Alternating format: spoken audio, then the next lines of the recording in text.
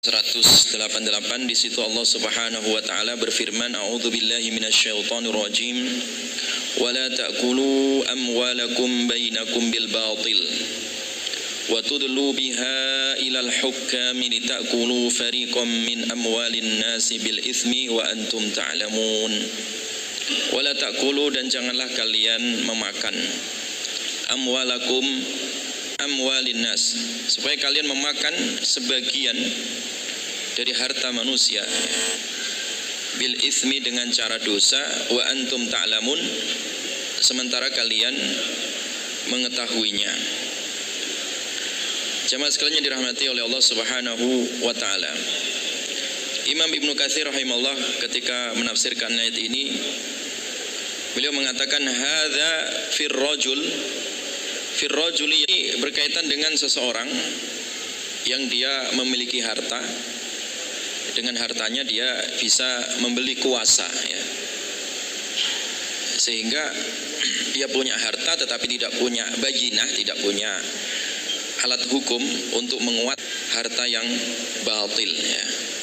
Harta yang batil. Inilah yang disebut dengan riswah. Ini yang disebut dengan riswah. Jamaah sekalian dirahmati oleh Allah, seorang hakim, ya, atau penguasa, atau orang yang memiliki kekuasaan di tangannya, wa tarshuhum liyaqdu lakum ala aktsarin minha, dan kemudian kalian menjulurkan suap, ya, kepada mereka yang tujuannya adalah mengambil manfaat, ya, dari suap itu, sehingga hakim yang harusnya memutuskan satu perkara atau urusan, ya, dia memenangkannya itu karena ada unsur suap tadi, ada unsur harta yang dijulurkan ke tangan sang hakim oleh orang yang berperkara tadi. Jamaah sekalian dirahmati oleh Allah Subhanahu wa taala. Demikian juga Ibnu Atiyah, ya, ketika menafsirkan ayat ini. Kenapa Allah Subhanahu wa taala menyebut secara langsung kalimat ilal hukam, kepada para hakim-hakim? Kenapa juga redaksinya watumur, ketika sampai bawah dijulurkan, kemudian dia mendapatkan manfaat daripada air itu, ditarik lagi. Nah, kemudian istilah ini digunakan oleh Al-Quran untuk menggambarkan betapa orang-orang yang melakukan suap itu senantiasa menjulurkan, tidak ada tangan kosong.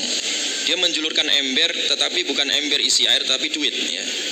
Nah, amwal inilah yang dijulurkan ke para hakim. Kenapa Allah menyebut kalimat al-hukam di sini?